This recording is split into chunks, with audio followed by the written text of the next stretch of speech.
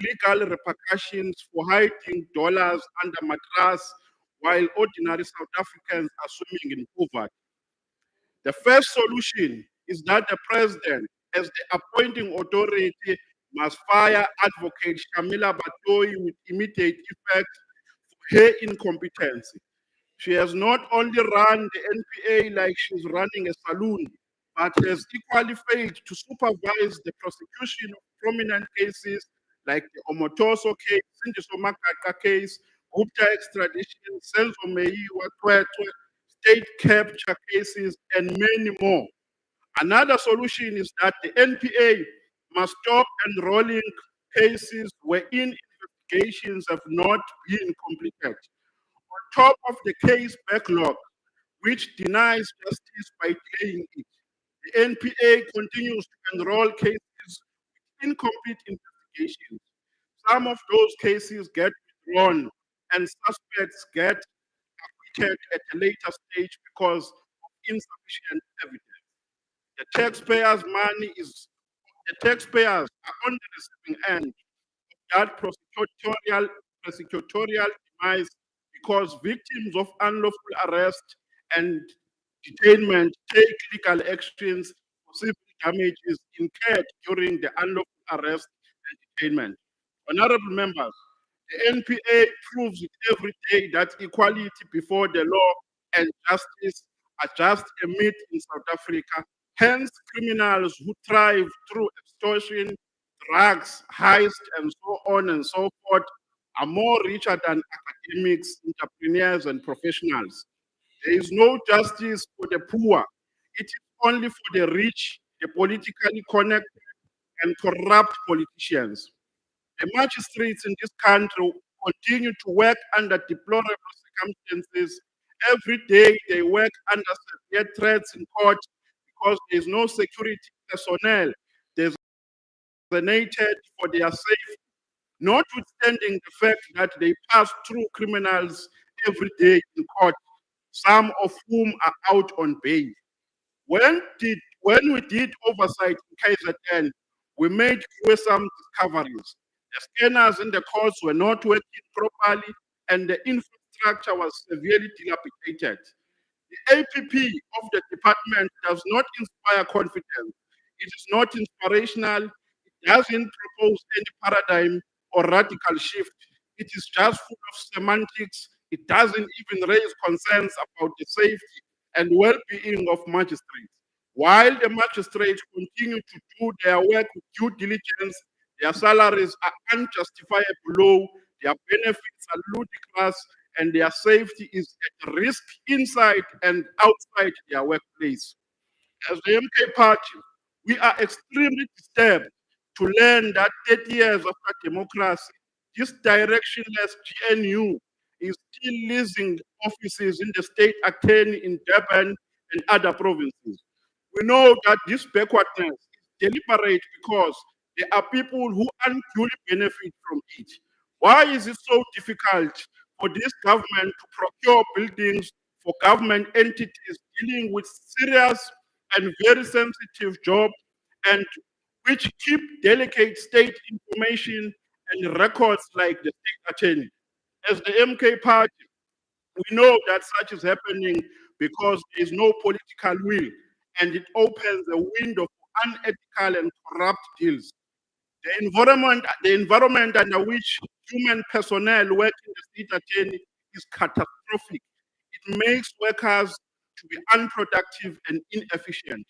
Each attorney minister is allocated 1,000 and something files. Surely this is irrational.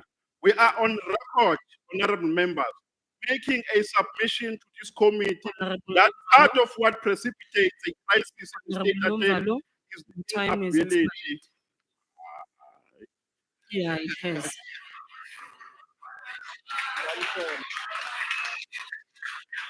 Thank you, Honorable Member. I will now recognize Honorable Engelbert.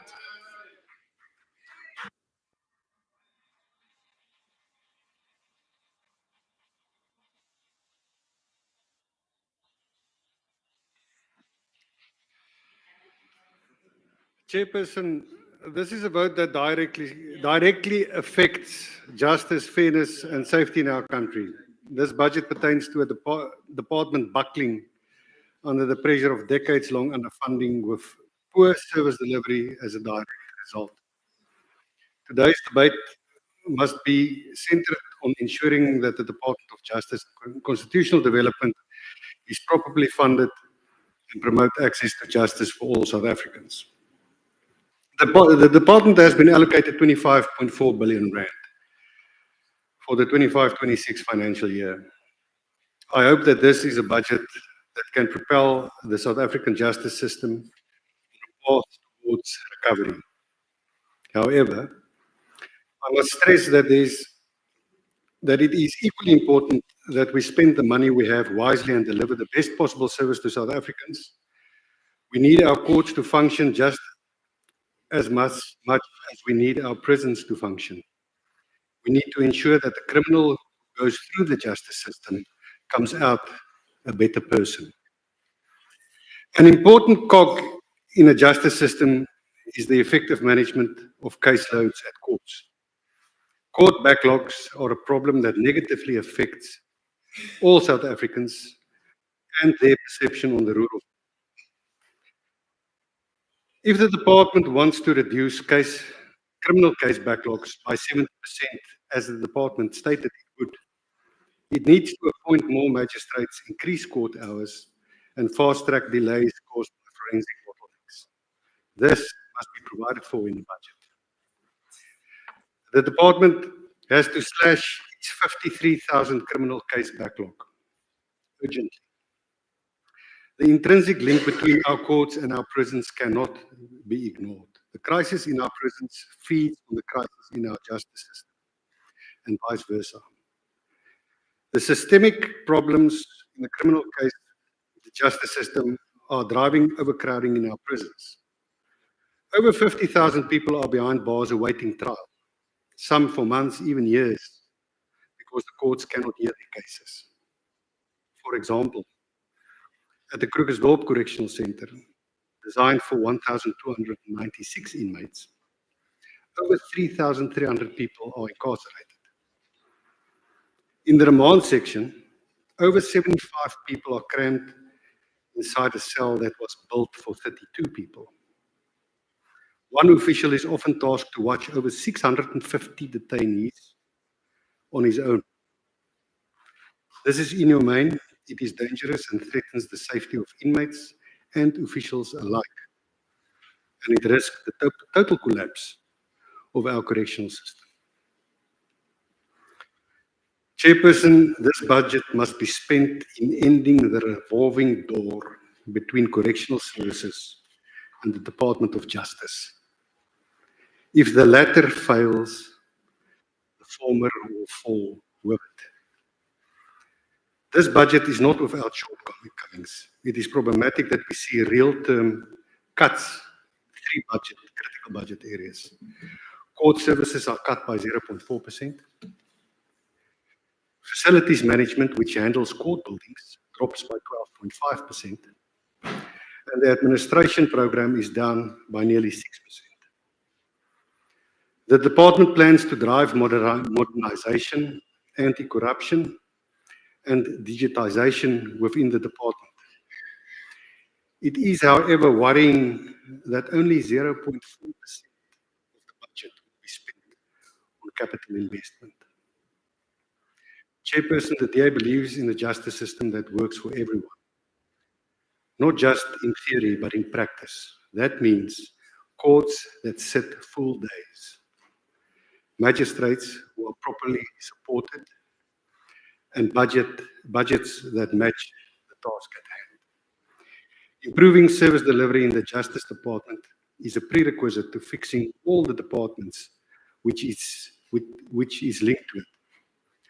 Until the department fixes its internal dysfunction, correctional services will remain a dumping ground for people caught in the cracks of a broken justice system. Victims deserve faster trials. Accused person deserves a fair process. South Africa deserves a criminal justice system that rehabilitate criminals, we prosecute and incarcerate. Our correctional officers deserve relief from the unbearable pressure caused by this department. I hope that spending this budget carefully and wisely can result in significant improvements in our justice system. But if we waste money through corruption, fruitless spending, and bad governance, we risk losing the rule of law. That is one thing we cannot afford. Thank you. Thank you very much, Honorable Member. I'll now recognize Honorable Musala.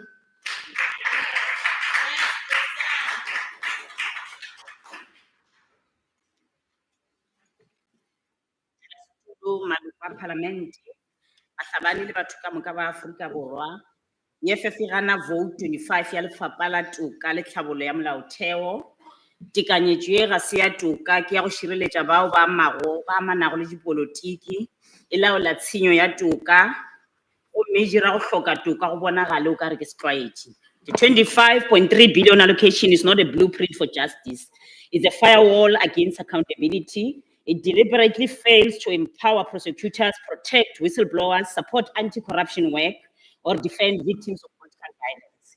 Chairperson, this failure is not accidental but structured. The Office of the Public Protector remains underfunded at 376 million. There's no growth, no plan to expand regional capacity, no digitized investigations, and no support for whistleblowers, despite their ongoing assassination while government hosts workshops and delivers speeches. The National Prosecuting Authority, meant to be the cornerstone of justice, remain a sub-program under this vote. It is politically and financially tied in the same executive it must prosecute. 106 million was stripped from the investigating directorate, while cases like the Palapala, the National Lottery scandal, and the Gupta extraditions remain frozen. Just over a month ago, the National Director of Public Prosecution, Shamila Badoy, admitted on national television that the NPA is infiltrated. Instead of facing this reality, the minister rushed to defend her, saying she used the wrong word. That is not leadership, it's a coordinated cover-up. The truth is the NPA will never prosecute powerful politicians while it is funded and controlled by them. This budget keeps the NPA on a financial leash and corruption off the hook. In this same climate of protection, we must locate today's revelation. Lieutenant General Mkwanasi confirmed that the Minister of Police, Senzo Mchunu, solicited funding from a businessman with 3 billion in subs-contract. Mchunu denied knowing the man, but evidence proves otherwise. Mchunu also disbanded the political killings task team in KZN and froze post in crime intelligence. These are not blinders, they are tactics to collapse accountability.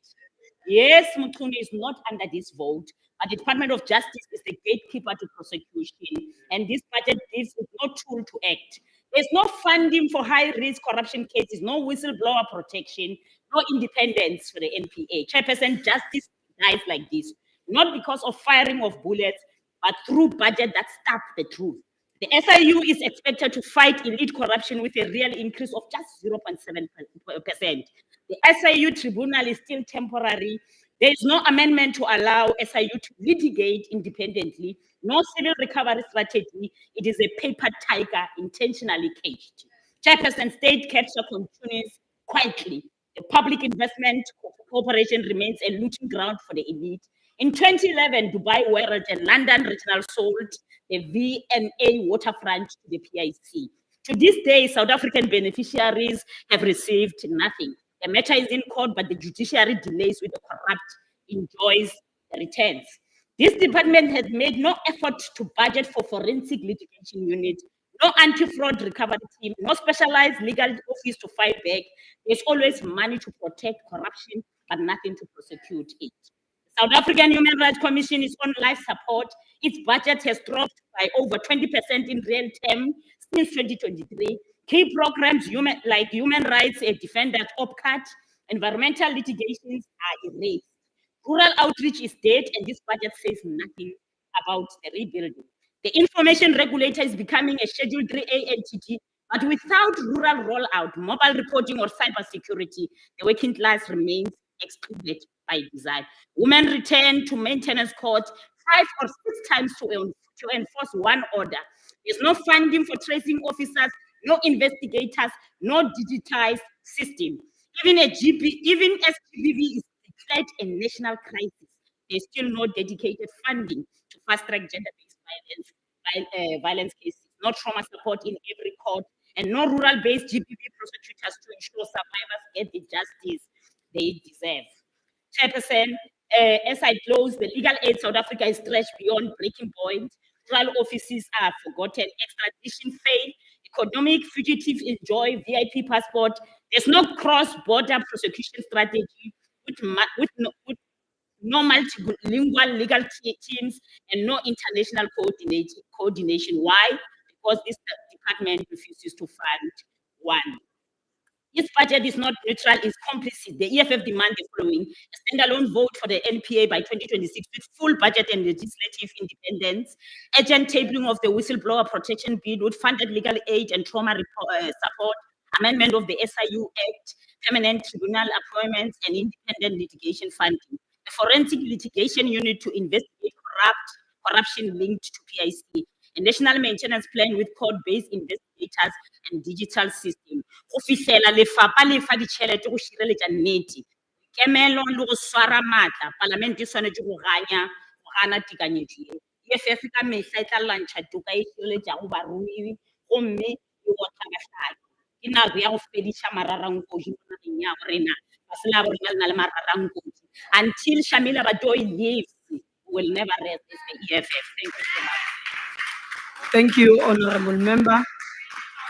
I will now recognize Honorable Langa.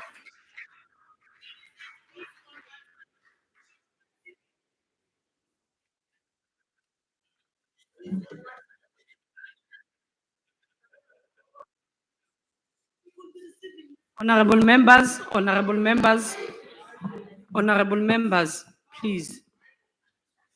Can we allow members on the podium to also debate?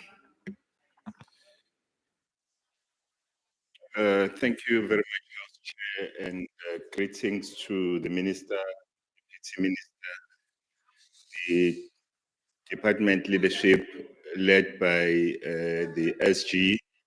Honorable members, House sorry, Chair. Honorable Lang, I've requested that, in fact, this plenary is very small for us to shout. So please, can we respect one another and stop shouting? Honorable Lang, please continue. Thank you very much, House Chair. I was still greeting the department led by the DG, honorable members and fellow South Africans. House Chair, the IFP acknowledges that while the demand placed on the Department of Justice and constitutional development are immense, they are not insurmountable. As a key component of the justice cluster, the department must fulfill its role in building safer communities, promoting accountability, combating corruption, and strengthening judicial governance and the rule of law. Minister, no reasonable investor will invest in a country plagued by corruption, high crime, and most critically, a low rate. Foreign direct investment is vital for developing economies to overcome structural challenges. While policymakers design attractive incentive packages to draw investors, internal issues like rampant crime undermine these efforts. Criminal activity not only raises the cost of doing business, but also reduces demand in high crime areas, deterring potential investment altogether. The department plays a pivotal role in creating a conducive environment to realize the medium-term development. Failure undermines the strategic priorities of inclusive growth, job creation, poverty reduction, and building a capable, ethical, and the IFP notes with concern the department's budget allocation. While we recognize the constraints fiscal space and need for trade-offs, this department is too vital. Therefore, such trade-offs risk delayed. Such trade-offs risk delayed or denied justice. Honorable House Chairperson, while the whistleblower protection framework remains delayed, whistleblowers are dying. There's a growing lack of confidence in the state's ability to protect, and out of fear, many choose to turn a blind eye to corruption. This reflects impunity with which criminals operate, knowing that arrests are rare and accountability is unlikely. The IFP shares a public concern that little is being done to hold those implicated in state capture accountable. While it remains a stated priority, there is no clear direction. Continued delays in prosecution risk undermining the value of commissions of inquiry, which may ultimately be seen as fruitless expenditure if they yield no consequences. Public confidence in the NPA is at an all-time low. However, the work of the NPA is not always viewed holistically. While challenges remain, there is also commendable work being done. The greatest concern lies in the failure to convict high-ranking individuals, which fosters the perception that those in powerful positions are above the law. We are hoping with the recent saga alleged to be involving the Minister of Police and high-ranking police officials that justice will take its course. Minister, the NPA cannot afford to fail. We hope that despite current financial constraints, sufficient prioritization will be made to safeguard this critical institution in its IP supports budget talks. Thank you very much, Honorable Member. I will now recognize Honorable Souls.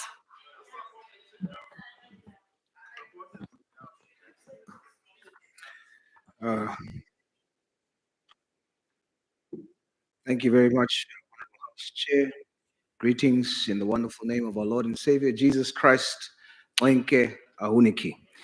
The Justice and Constitutional Development Vote 25 allocation increases by 3% when compared to the 2024-2025. With such a high unemployment rate, we find it disappointing that the National Prosecuting Authority has 1,098 vacant posts as at 31st January 2025. Dear Father, the Department's strategic plan 2025 to 2030 includes 9 outcome statements. I want to zoom into 3. Outcome 7, fighting crime and corruption through prosecution. We support the budget, hoping that outcome 7 will be achieved when we think of the selfless life of Detective Clint Skippers from Makassar, Cape Town, who, like a real-life hero, risked his life in a shootout with 12 cash-in-transit criminals. One died, and because of him, the rest was arrested, but he walked away with 5 bullets in his back. He didn't just take a bullet for his country. He took 5 and still walks around with 2 in his back. And now, how does the justice system thank him? Instead of a promotion or a medal or even a payout, no. He rather has to pray for a way out. After he protected his family against the house-breaking attempt, a case of self-defense was changed to murder after a year. In this justice system of ours, such a hero gets arrested, thrown in jail with hardened criminals he gave 16 years of his life to arresting. We support this budget so that outcome 7 must be achieved to deal with the corruption in the system against many like Detective Clint Skippers. If not, then we cannot help but wonder, is this justice? The Justice Department received an allocation of 25.4 billion, including direct charge for magistrate salaries of 2.6 billion. We are making sure magistrates' salaries are secured, yet magistrates like Judge Morolong in Kimberley today gave an illegal immigrant who murdered 3 South African young people, Opile Jonas, Michaela Boyson, and Calvino Matthews, a mere 5 years, running concurrently with 2 years suspended. Uriel, we must ask, is this justice? Outcome 8, apartheid-era justice-related legislation reviewed, replaced, and as it relates to constitutional development, the apartheid racial classification of Khoi, San, colored, Indian, and one segment of white South Africans being legislatively considered black in general, but not African in particular, must be reviewed and totally erased. Otherwise, we must ask again, Is this justice or just ice in a glass of expensive whiskey enjoyed by the deep state when they say cheers to a corrupt system they alone benefit from? PA supports. Munib Baizani, Minister. Salute. Thank you, Honorable Member. I will now recognize Honorable Dana.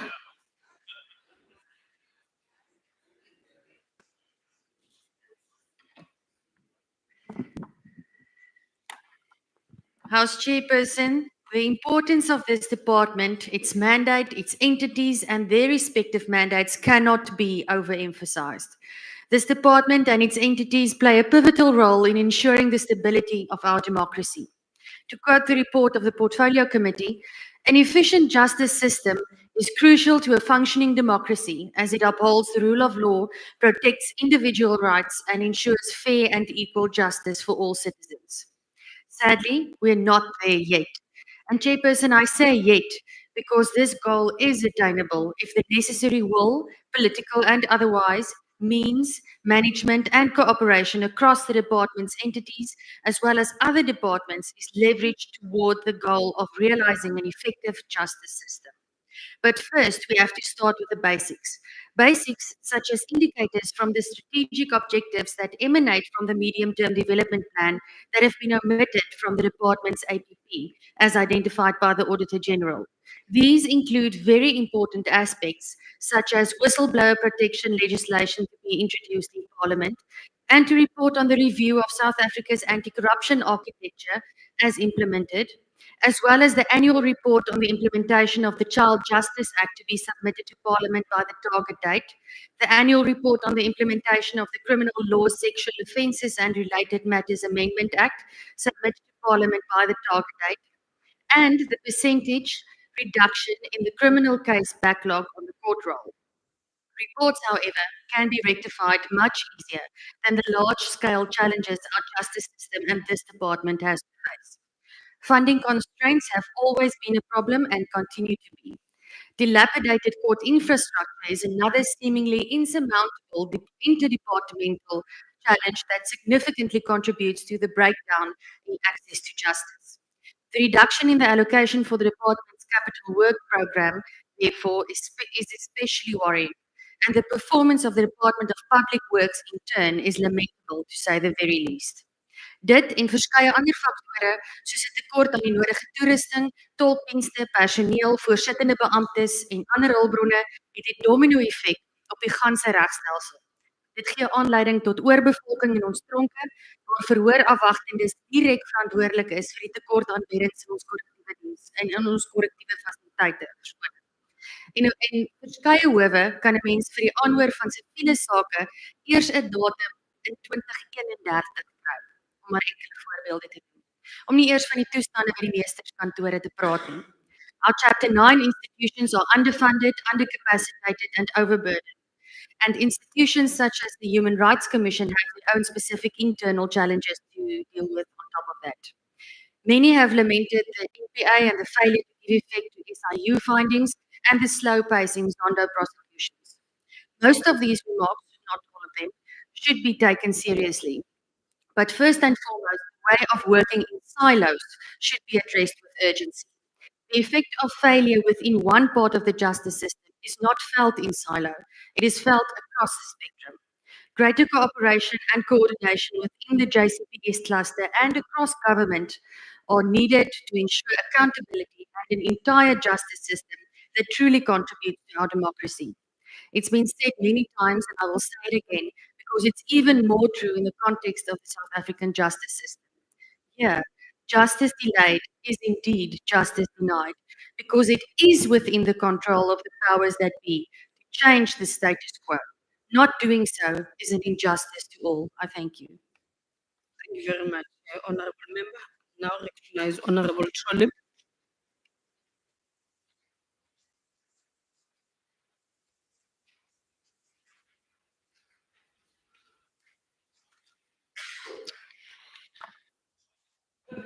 House Chairperson, the Department of Justice and Constitutional Development that allowed the disbandment of the Directorate of Special Operations, the Scorpions, to protect senior government individuals, and led to their incorporation into the SAPS, called the emasculated scorpions the hawks, should be ashamed.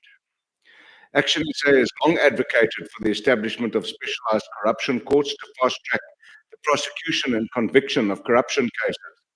The urgency has never been more clear, especially in light of the expose by Commissioner Mkhwanazi. The Zondo Commission recommended over 1,400 individuals, companies and government entities to be investigated for their roles in straight capture. In a written reply to Action SA, the Directorate for Priority Crime Investigation said only 200 recommendations have been prosecuted or prioritized. These have led to just 12 court cases, addressing only 38 of the 1,400 recommendations, a mere 2.7%. If this department and this GNU has no appetite to prosecute these cases, we do. If I can adapt and borrow from the words of William Shakespeare and Julius Caesar and say, I have not come here to praise the NPA. I've come here to expose it. The NPA has failed with the Zizi Kodwa case. The NPA collapsed the Stina Dairy case.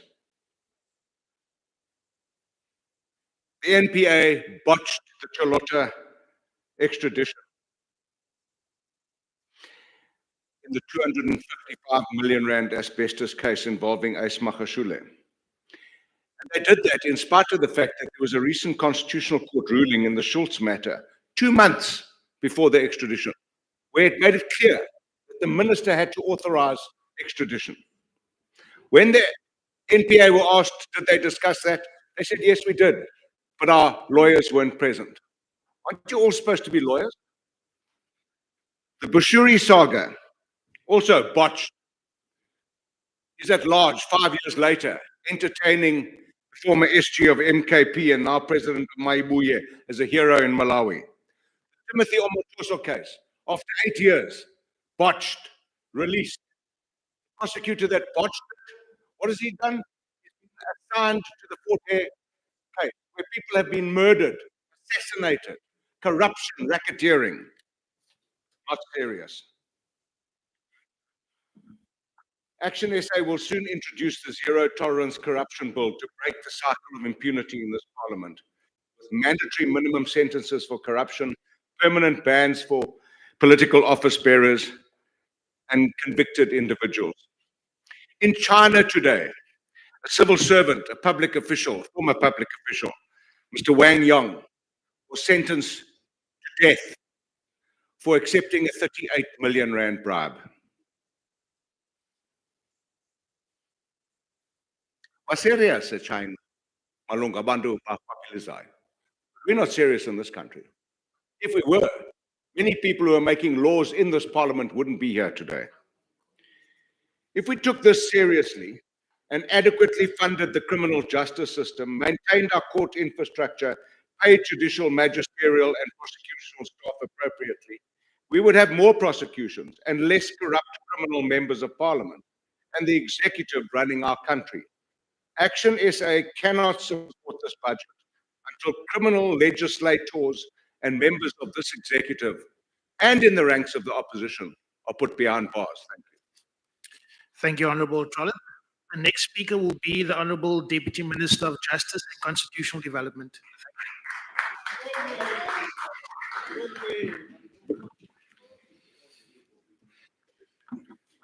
Chairperson, honourable members, I join in the salutations and condolences extended by the Minister. The theme for the 2025 State of the Nation address delivered by President Cyril Ramaphosa was a nation that works for all. A nation that works for all needs an accessible and well-functioning justice system that works for all. That is what this budget is about. It means the protection of human rights, an independent judiciary, well-functioning courts, fair and speedy trials, and efficient justice services. It means translating the vision of the Freedom Charter and the Constitution of a society in which all are equal before the law into a lived reality for all, not a privilege for the few. This year, we celebrated Freedom Day under the theme, United in Resilience for the Defense of Our Freedom and Democracy. This is a clarion call given the increasingly strident assaults on the judiciary, the rule of law, and the very notion of a constitutional democracy. We support Judge President Dunstan Mlambo when he cautioned that, and I quote, "Powerful people criticize the courts with unsubstantiated cases. Powerful people who criticize the courts, who impute corruption and other negative imputations on this judiciary, are a threat to our rule of law," close quote. Strengthening the institutional independence of the judiciary must proceed hand in hand with the establishment of a single judiciary. It's vital that the independence, capacity, and resources of the small claims courts, the district and regional courts are enhanced. We are committed to expedite the development and introduction of the lower courts and magistrates bills in consultation with the judiciary led by Chief Justice Mandisa Maya. There are 1,717 permanently appointed magistrates, the majority of whom are black, 77%, and female, 54%. We remain concerned by the delays in filling vacant positions and finalizing disciplinary processes. We've raised these matters with the Magistrates Commission. We will also issue revised guidelines for the appointment of acting magistrates. Both the Minister and I continue to visit courts regularly, announced and unannounced, to ascertain firsthand how we can support the judiciary in dealing with the many challenges they face. My constituency in Mitchell's Plain continues to experience both crime and the socio-economic causes of crime. I'm working with my counterparts, the Deputy Ministers of Police and others, to address the spate of recent horrific killings. The integrated justice system program seeks to strengthen the fight against crime by enabling the many departments and entities in the criminal justice system to work together more effectively through the efficient exchange of information. Recently, I experienced the accuracy of the new integrated person management system during a demonstration at the Mitchell's Plain police station. I'm very happy to share with this House that when I entered my own biometric details, it indicated that I was not being sought by the police. We commend the Rules Board for Courts of Law, led by Justice Nambita Dambuza, for their consistent and excellent work. The recently finalized e-justice rules will contribute to the modernization of our justice system. We're also fighting crime through our legislative program. The Whistleblower Bill or the Protective Disclosures Bill will improve protection for persons who blow the whistle on crime. The Extradition Bill and the International Cooperation in Criminal Matters Bill will both modernize the law relating to extradition and enhance the fight against crime across our borders. Our outdated Criminal Procedure Act of 1977 is being reviewed by the South African Law Reform Commission to bring it in line with the Constitution and to make it more effective. We commend the Commission under the leadership of Justice Chris Jafta for their sterling work. Turning to the civil justice system, small claims courts make a huge contribution to the accessible, affordable, and expeditious resolution of civil disputes involving claims of 20,000 Rand or less. Nearly 37,000 small claims cases were registered countrywide during the 2024-25 financial year. The value of these claims is over 253 million Rand. We call upon more legal practitioners and judicial officers to volunteer to serve as small claims court commissioners. This year marks the 40th anniversary of the introduction of small claims courts in 1985. In addition to increasing the monetary jurisdiction of small claims courts, we are also reviewing the Small Claims Court Act. We commend the Council for Debt Collectors for their important role in the administration of justice. Legal Aid South Africa, led by Deputy Judge President Mbele, plays an active and vital role in ensuring access to justice by providing legal representation to indigent persons at state expense. Legal Aid South Africa's mandate continues to expand and now covers legal representation in land disputes. This mandate cannot remain underfunded. Honourable members, we commend the Human Rights Commission led by Reverend Chris Nissen and the Public Protector, Advocate Koleka Taleka, for the work they do in supporting our constitutional democracy. We're committed to strengthening the powers and institutional independence of both these important institutions through legislative review. Cabinet has approved the designation of the Human Rights Commission as the national preventative mechanism in terms of the optional protocol to the UN Convention Against Torture. This requires commensurate resources for the Commission. The Human Rights Commission is also supporting Caster Semenya in her case before the European Court of Human Rights. The ruling will be delivered tomorrow. We eagerly await justice. We commend the information regulator led by Advocate Pansi Tlakula for its work in protecting private information. In the 2024-25 financial year, the regulator dealt with 1,727 reports of security compromise incidents. This regulator is in dire need of additional resources. Our constitution is premised on the right to equality. We're resuscitating the National Task Team on Sexual Orientation, Gender Identity and Sex Characteristics rights to combat hate crimes against the LGBTQIA+ community. We urge Parliament to expedite the nomination of a representative to serve on the Equality Review Committee established in terms of the Promotion of Equality and Prevention of Unfair Discrimination Act. Honourable members, the Freedom Charter commits that South Africa shall strive to maintain world peace and the settlement of all international disputes by negotiation, not war. We reaffirm our support for the International Court of Justice and the International Criminal Court. We support the steps currently underway to strengthen the ICC's jurisdiction over the crime of aggression.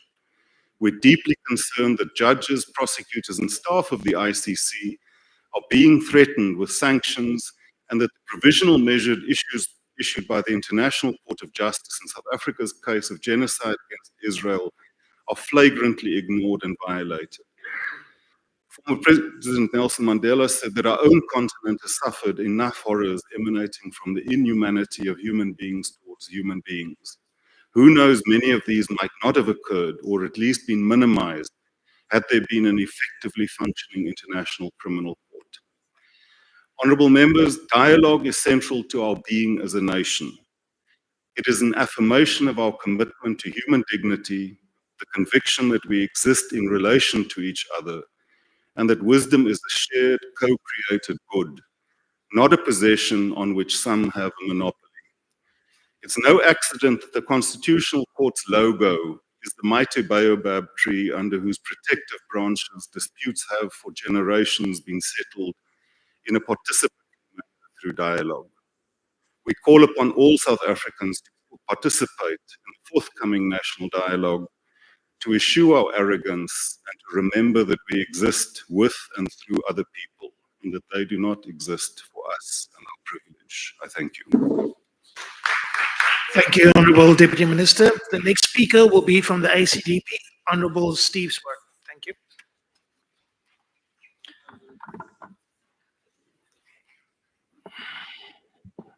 Thank you, House Chair. House Chair, there's a massive shaking taking place in our nation. And this follows the explosive revelations by Lieutenant General Makhwanazi of crime and corruption at the highest level of SAPS, even at the ministerial level, with the tentacles of organized crime reaching out into Parliament, the NPA, and even the judiciary. The ACDP believes that Almighty God is indeed hearing the cries and prayers of crime-ravaged society, crying out for justice in communities where crime is so rampant. There's a shaking taking place, and it will expose the rot and corruption. But thankfully, we are given a kingdom that will not be shaken. Rot and corruption is being shouted from the rooftops. And we need to have more whistleblowers. We need better protection for those whistleblowers. But following these explosive revelations, the question arises as to who is to guard the guards? Quis custodiet ipsos custodes. It falls on us as parliamentarians to exercise oversight over the SAPs, over the NPA, and even over our own MPs. These shocking revelations need to be tested as soon as possible, either by an independent body of experts or even an ad hoc committee of Parliament. Crime-ravaged communities demand better policing and accountability. They demand justice. So should we. Chairperson, the ACDP has taken note of the criticism of the NDPP and the NPA, and whilst there are correct concerns about many judgments, such as the Omotoso, Charlotte matters, we can and should also celebrate the NPA's many successes.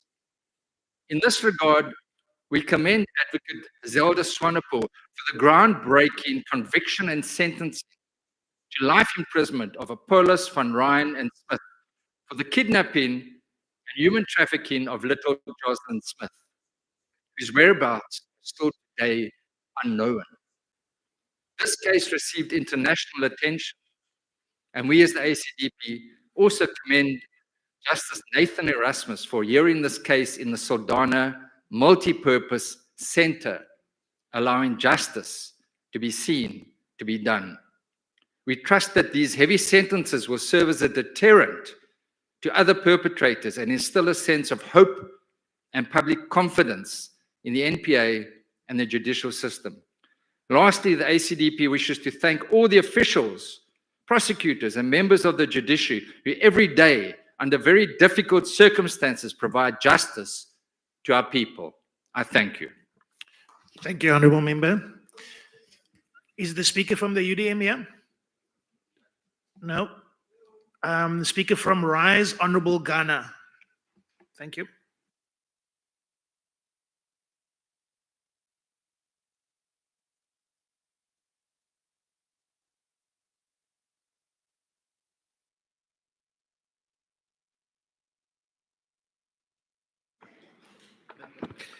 Hey, and Katal no Guazana, ne? MK. Aye. Nakens Amtramashtul. Honorable members, fellow South Africans. There is that famous saying that says that justice delayed is justice denied. And today, too many South Africans are denied justice because the wheels of justice are grinding far too slowly. This department is meant to be the center of justice for victims of violent crime, for communities plagued by corruption, and for the many ordinary South Africans seeking fairness and accountability. But what we see is a system that is buckling under pressure and at times paralyzed. Take the Senzo Meyiwe trial, a national tragedy that has dragged on for years with no end in sight. Televised court proceedings might inform the public, but when they contribute to procedural delays, we must reassess their value. Justice is not a performance, it is a right. We do acknowledge, as Rise Mzansi, we acknowledge that the budget is inadequate for the volume of cases enrolled. But we also believe that the department can do much better. Too many prosecutors in lower courts are overwhelmed, under-resourced, and some, and we need to be honest, they are corrupt. They accept bribes to oppose or not to oppose bail. The result? People who should be behind bars are out on the streets, and those who should be free remain behind bars. Some because they can't afford bail as low as 500 rands. This cannot be justice, and this cannot be acceptable. Honorable members, this budget must prioritize the efficiency and integrity of the justice system. That starts with a well-trained, well-supported, and honest prosecutors. Those who are unwilling to serve with integrity should be shown the door. And last week, Honorable Groenewald, Minister, wanted to open the door that was closed, and he wanted us to discuss corporal punishment. And as Rise Mzansi, we reject the return of corporal punishment. It is regressive and unconstitutional. Instead, let us promote community services and alternative centers to petty crimes. This will include cleaning public spaces, maintaining schools and cemeteries. We need to free up space in our overcrowded prisons and restore dignity to our justice system. And finally, Chairperson, we must move with urgency to protect whistleblowers. As long as billions are looted and whistleblowers are left exposed and in fear, the road will continue. Justice must not only be done, Thank you, it Honourable must be Member. seen to be done. Your time has expired. Thank you very much. The next speaker will be from Bosa, Honorable Maimane.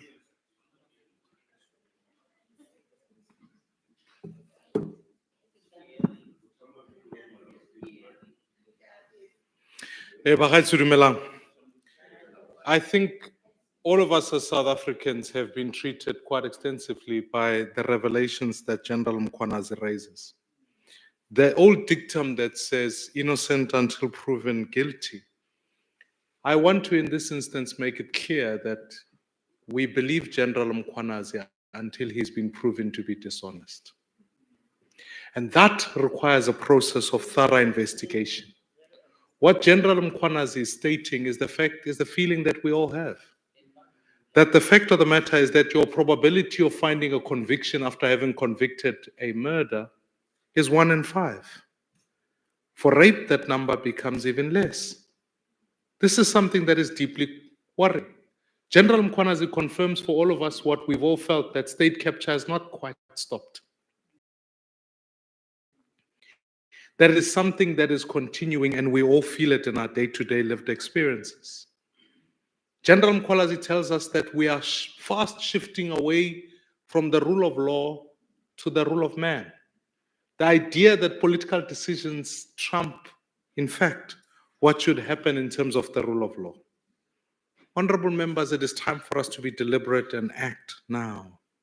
We will soon be asked to declare the state capture report as wasteful and fruitless expenditure, until we soon see prosecutions that must take place.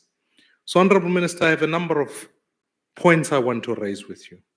In February, your ministry committed to making the National Register of Sex Offenders public.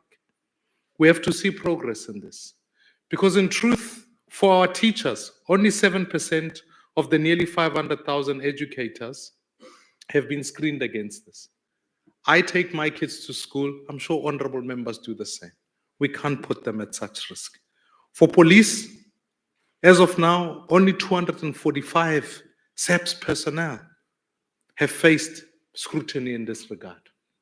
This is a significant risk in a country that is facing such a chronic issue of violence.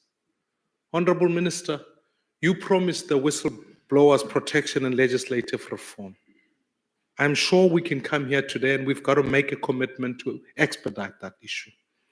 Because more people take their lives to risk to tell us what is going on. They need protection, and they need protection from you. So I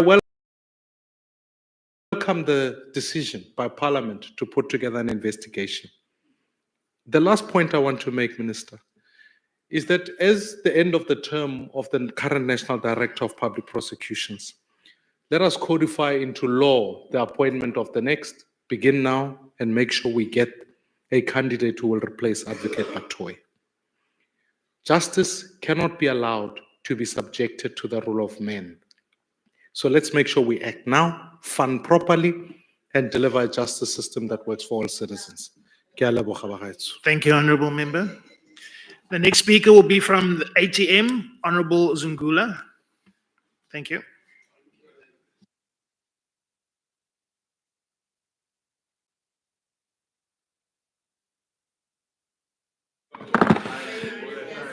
Thank you.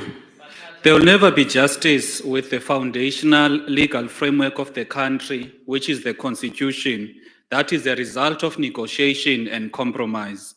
We must address the constitutional development aspect to ensure we have a constitution that is informed by the aspirations of the majority that was colonized and oppressed for over 400 years. Section 25 is central to the amendments to be made. The current cut-off date of 1913 for addressing land dispossession ignores the centuries of colonial theft that began in 1652. By starting in 1913, the Constitution sidelines the original dispossession of indigenous people, limiting land reform to a narrow slice of history. This perpetuates injustice as it fails to address the root cause of today's inequalities. We must shift the cutoff date to 1652 to encompass the full scope of colonial land grabs.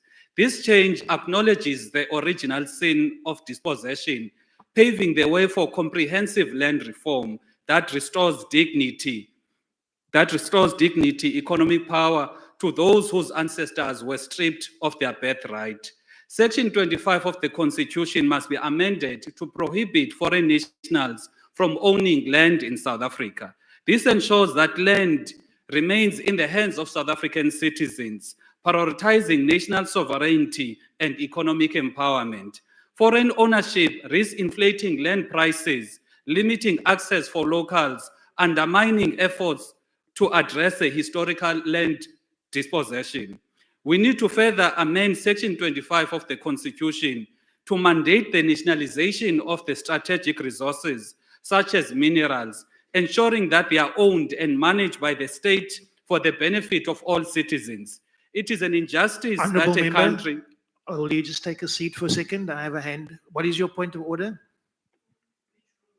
And which rule? Thank you. But what is your point of order? Can you switch off your mic, please, Speaker?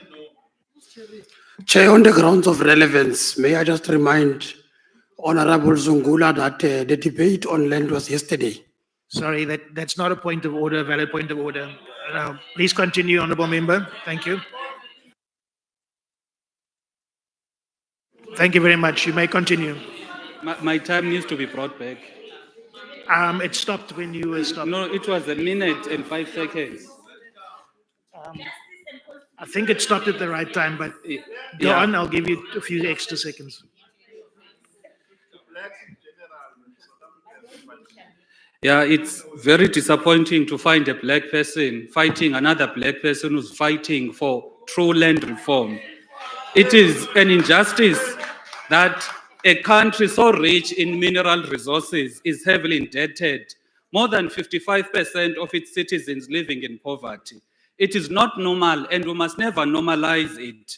Countries that own their mineral wealth do not have the high poverty and unemployment rates that we have. Section 1, which is the name of the country, the name South Africa is rooted on colonial history and geographical description, does not reflect the self-determined identity of our people. All African countries got rid of their colonial names and had names with meaning and purpose. Hence, Thomas Sankara changed Upper Volta to Burkina Faso. We'll never support a budget that does not address the core fundamental issues in our legislative framework. Thank you. Thank you, Honourable Zungula. The next few parties, I just want to check if they are in the House and if their speakers are present. Al Jamal, NCC, PAC, UAT. Good. Then I will ask DA, Honourable Breitenbach, to take the podium.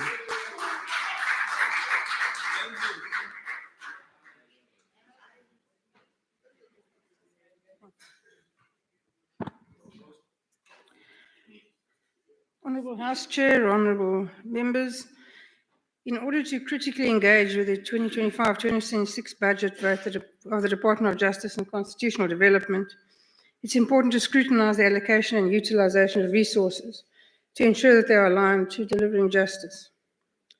While the small increment in the budget is commendable, it remains woefully insufficient to ensure good administration of justice. Let's be honest, honourable members, our criminal justice system lies in tatters. The fact that any work at all is done successfully is nothing short of miraculous. And thanks to a dedicated corps of officials and prosecutors who still do their best under circumstances that have become impossible. Court infrastructure is generally adequate but only just. Many courts are in a dreadful state of disrepair, with little to no maintenance done for 3 decades. To fix it is not a simple task, it will take a lot of time and huge resources. Inadequate working conditions do not encourage hard work or dedication. The lack of often even basic and hygienic bathroom facilities is a disgrace and leaves members of the public in a desperate situation. A lack of and often no filing or storage facilities leads to vital documents being damaged, lost, and sometimes destroyed. A visit to any court, master's office, or department office will reveal documents of any nature piled in no particular order in offices and sometimes in passages and stairwells. It is little wonder that members of the public are desperate for assistance and that the master's offices have all but ceased to function. Even the most routine documents take months to obtain, causing untold hardship to the most vulnerable members of the public. The department's progress in operationalizing the Limpopo and Mpumalanga divisions of the High Court, along with the establishment of the Land Court, enhance access to justice. Additionally, the rollout of the court online system to 16 superior courts demonstrates a commitment to modernization. But commitment without implementation is no progress at all. Despite these small pockets of progress, massive challenges persist. Many magistrates' courts, especially in rural areas, continue to grapple with inadequate infrastructure, staff shortages, and limited resources. Those citizens who have the least and need the most continue to be treated the worst. The digital divide further exacerbates disparities as communities lacking internet access cannot benefit from online systems. A comprehensive strategy is required to address these infrastructural and technological gaps to ensure equitable access to justice on all levels. A word of praise for the Regional Court President and her colleagues in the judiciary in Polokwane, who have pioneered a system of making live court judgments available to the public on the virtual platform and making the proceedings accessible to everyone. Ensuring that interested parties can follow at a venue suitably resourced is a great initiative and should be rolled out. Similarly, Judge Nathan Erasmus should be loudly commended for taking the tragic trial of Jocelyn Smith to the area that was affected most by the crime, making it possible for the people of Saldanha to participate. A key question that needs answering is, however, how a very small budget allocation will address these issues more effectively. If the budget remains the same, what will be done differently within the department with the same funds to reach their stated goals? Nearly 2,000 posts at the NPA remain vacant, but with only a 2.5% inflation-adjusted budget increase, filling these posts will be impossible. While the NPA is hamstrung by a Department of Justice-controlled budget, nothing will ever improve. An independent anti-corruption body with prosecutorial and investigative powers is essential. The Department of Justice and Constitutional Development has made strides in certain areas. Significant challenges persist. Addressing these issues requires a multifaceted approach and encompasses adequate funding, something which we are not going to see in this budget. Honourable members, while I have some time left, I would like to leave you with this thought. On the 2nd of July, a woman of 102 years old, was raped and murdered in her own home in Butterworth, in the Eastern Cape. This behaviour speaks of a state of mind so depraved that I'm unable to fully grasp it. All the money in the world and the best criminal justice in the world will not fix this. Our crime epidemic cannot be blamed on a dysfunctional police service or the National Prosecuting Authority. It's a societal issue that needs urgent attention. The Minister referred to a free and just society envisioned by President Nelson Mandela. Well, this is not it. The Deputy Minister spoke of fair and speedy trials, and Honourable Ngola celebrated the conviction of the perpetrator for the murder of Sindisa Magaka. Yet the time lapse from the murder in 2017 to a conviction after a plea of guilty in 2025 is 8 years. There's nothing speedy or fair about that. For a relatively uncomplicated murder matter, it's simply not good enough. And it's certainly not fairness for the family and friends of the victim. So we have a problem, honourable members. I don't know what's wrong with the men in South Africa that they think it's okay to rape 102-year-old women. And I thank you. Thank you, Honourable Member. The next speaker will be from the ANC, Honourable Matafa. Thank you.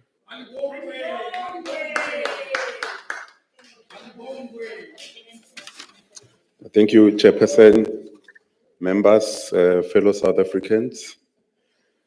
Chair, maybe I think to add to what Honorable Swartz was saying in terms of some of the successes that the NPA achieves, and they are not making the headlines. We need to welcome the 14 billion that have been frozen of corrupt assets and the successful recovery of 6 billion that has been clawed back into the Kara account. If you look at the Department of Home Affairs, it's benefiting from the Kara account. The drones that they're actually hyping about are bought from the 6 billion that was recovered by the NPA. And to add to that, Chair, the successes in the Gauteng division on the conviction rates on organized crime cases and intimate partner femicide cannot be ignored. We agree there might be structural and operational challenges in the NPA, but to say that is a crisis, it's factually incorrect. It did make headlines, but it did not last long enough at the time that it was actually lost, the Nulani case. The NPA successfully had it reversed in the SCA. And as we speak, they are busy putting the charges together to enroll the case. So the call for the resignation of the NDBP, given those stats, I don't think that it's warranted. Chair, this year marks 30 years since the Constitutional Court adjudicated its first case, State versus Mangwanyan. The court explicitly acknowledged Ubuntu as a fundamental principle informing the interpretation of the Bill of Rights and other areas of South African law. The court unanimously declared that the death penalty was unconstitutional. In its judgment, Justice Langa expressed, during violent conflicts and times when violent crime is rife, distraught members of society decry the loss of Ubuntu. Thus, heinous crimes are the antithesis of Ubuntu. Treatment that is cruel, inhumane, or degrading is bereft of Ubuntu. Justice Langa made a call for a return to Ubuntu. The court made this response against the background of the loss of respect for human life as had been carried out by the apartheid government. Chairperson, the fourth quarter crime statistics reflect the antithesis of the philosophy of Ubuntu. While some progress in crime reduction is noted, we remain deeply concerned about the increase in sexual offenses, including rape and contact sexual offenses and commercial crime. In respect of sexual offenses, rape increased. The Gauteng and KwaZulu-Natal contributed 19.1% and 19.9% respectively to the national total. Guys, the statistics behind the number are human beings, abantu, who are entitled to Ubuntu. The Department of Justice and Constitutional Development is the lead stakeholder in the implementation of the objects of Pillar 3 of the GBVF National Strategic Plan 2020 to 2030. Recognizing the difficulty witnesses experience in testifying about intimate details of these crimes, the department saw the necessity of establishing and rolling out sexual offences court and having special facilities such as private consultation rooms. Our government recognized the impact of sexual abuse on victims, especially child victims, which often has far-reaching short-term and long-term physical, emotional, psychological, and developmental effects. To this end, the department will continue to establishing 16 sexual offences courts in 2025-26 financial year. It has been reported that an additional 90 sexual offences courts will be established in communities with the highest incidence of sexual offences to ensure a dedicated focus on these cases and provide for a victim-friendly court model and support systems. The Sexual Offences and Community Affairs Unit plans to increase the number of Tutuzela care centers to 74 over the strategic cycle. In response to one of the public protector's remedial actions to the department, a simplified and shorter version of the application for a protection order will be introduced. We appreciate that the undertaking that the department will continue to encourage vetting of persons who work with or conduct business that give direct exposure to vulnerable persons against the National Register for Sexual Offenders.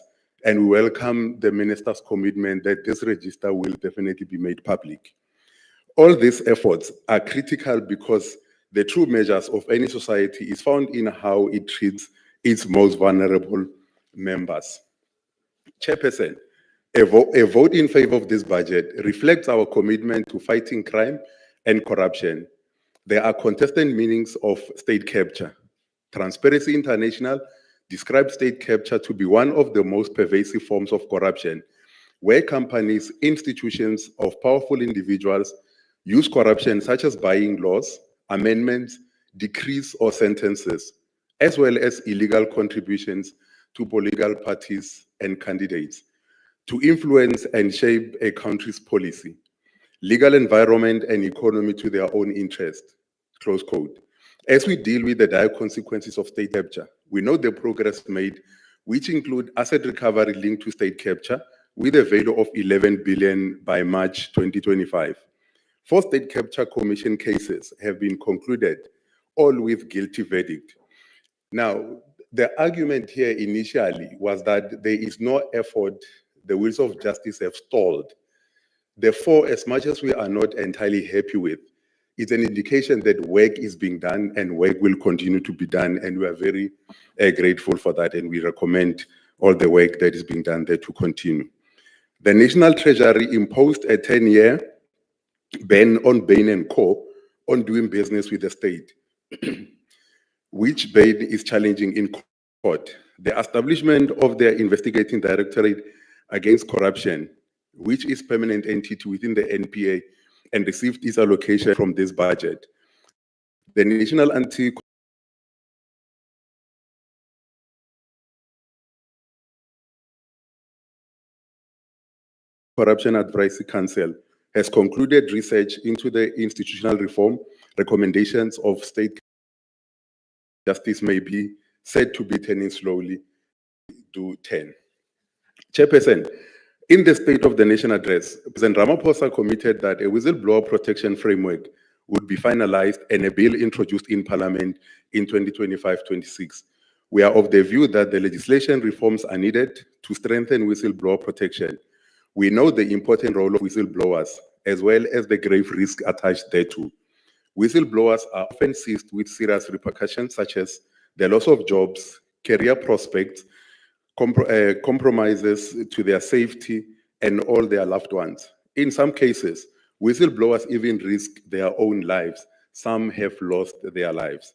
We echo the sentiments of our former Chief Justice, who said, whistleblowers help to stop state capture. They must be duly protected. A vote in favor of this budget ensures that the Special Investigating Unit continues with its investigation. It saved government of approximately 8 billion rands in the 23-24 financial year. The vote ensures that the NPA is capacitated well to successfully prosecute without fear, favor, or prejudice. It ensures that the Asset Forfeiture Unit continues to hit criminals where it hurts the most by removing profit from crime. A vote in favor of this budget, Chair, will ensure that indigent litigants are afforded proper legal representation in line with the dictates of justice. The vote ensures that the Public Protector and the South African Human Rights Commission are capacitated and protect our constitutional democracy, and magistrates are compensated. This vote ensures that our courts are capacitated and run efficiently, ensuring that justice is served to all people in our country. Chair, as I sit down on the serious allegations that are made by Lieutenant General Mukhwanazi, we support the process initiated by the Speaker of the National Assembly, that a thoroughgoing inquiry should be undertaken to get to the bottom of this allegation. As such, we will not be drawn to enter the debate because these allegations must be tested. And once they are tested, the 3 committees put together will report to Parliament, and there we will debate and make our recommendations known. The ANC support the budget vote. Thank you very much, Chair. Thank you, Honourable Member. The final speaker for the debate will be the Honourable Minister of Justice and Constitutional Development. Thank you.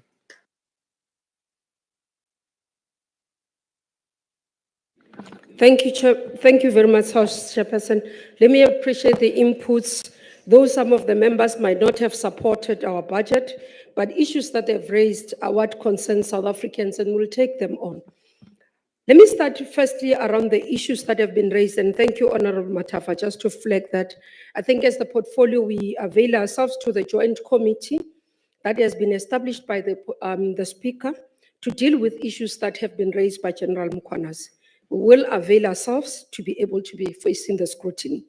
I think we must applaud the Speaker for that swift process, but also we are awaiting to be able to be guided by the head of state, who said he will be dealing with this matter, and will leave it at that. Second issue that I want to deal with, Honorable Member, is dealing with the performance of NPA. Factually, this is what is happening in terms of the issues of the Zondo Commission. Of the cases, 82 recommendations comprising of 20 cases are still under investigations. 23 recommendations comprising of 9 cases are before courts. 4 recommendations comprises of 2 cases have been finalized. 11 recommendations comprising of 5 cases are under consideration for authorization within the system. IDEC decided not to prosecute 1 case involving 1 recommendation. IDEC also went beyond the recommendation and looked at specific areas where there were no specific recommendation. Out of this, 57 cases have been identified out of the report. 28 cases are before court, 23 under investigations, and 6 are being considered for authorization. It's not correct to say that no work has been done on the state capture investigations. Work continues. Again, what has been progress and important progress that I highlighted in my speech was the work that is done by Asset Forfeiture Unit, the companies that have been involved in state capture who are made to pay back the money. Building investment confidence is important, and that's why fighting crime and corruption does have a role, because investors look at one of the areas around our ability to be able to fight crime and corruption, and that's why we remain committed. You'd note, honorable members, that we have announced that in the portfolio, we will be embarking on lifestyle audit across. In state attorneys, all of them, starting from the bottom to the top. In prosecutors, all of them, we're starting with senior management. In master's office, all of them. In legal aid, that work has started and I've received the report. And all of them, including the department, all of them are submitting, all entities are submitting quarterly reports in terms of progress so that I can look at how far they are going and what is happening. So the first reports have come and I do write to them to say I need the first report. So we will continue with this. Where I must acknowledge, honorable members, our work around whistleblowing protection intervention in the country is not sufficient, that I must say. We've acknowledged this, and that's why the president announced that we will be doing the review, and the work that has started by SIU will enhance. It is not correct to see in the news, to hear families losing loved ones who have been committed as public servants. In the portfolio, we have intervened to say we want ethical and capable employees. I have upfront said to the team, we will do everything in our powers to ensure that we build that. And we do believe that it is possible, it is capable, because those who serve the state and those who decide to join public service must know it's about serving, it's not about lavish lifestyle and better things. And we've said that those who want to own Ferraris with no trust funds from their parents means they can't be in state, because otherwise they'll end up doing wrong things. We have dismissed officials since I've been here, literally. Almost every week we are dismissing more than 10 officials in the justice portfolio because we are ensuring that there are we're operating with no tolerance in terms of ensuring that people can do right. If somebody has taken money fraud, irrespective of 1,000, we are dismissing them. That I can assure you. Those officials who are maintenance officers, who are redirecting money out of the accounts of children to themselves, we've dismissed them and will continue to dismiss them. This is an ethical drive that we are driving in the portfolio, and we do believe that it will change the situation. Honorable members, on the issue of amendment of the Constitution and the budget structure, those powers lies with you. The issue that I want to speak to as I conclude is the GBVF. We need all society to be involved to fight the scourge. What Honorable Breitenberg has said about a 102 years old woman being raped and killed, but a toddler less than a year being raped, this can't continue in our country. It just says something about us as a society. I don't know whether we need prayers or we need ancestors, but something has to give because we can't continue like this. It's not just about justice, it's about prevention. Because once they are raped, they can't recover. We come at the end. We come to ensure that the court can give sentences. But that child who's been raped is destroyed for life. That child who has been molested is destroyed for life. And that's why we are calling NGOs, churches, everybody, let's work together to stop GBV. Thank you. Thank you, Honorable Minister. Thank you to all those who debated today. And that concludes the debate and this business of the mini plenary session. The mini plenary will now rise. Thank you.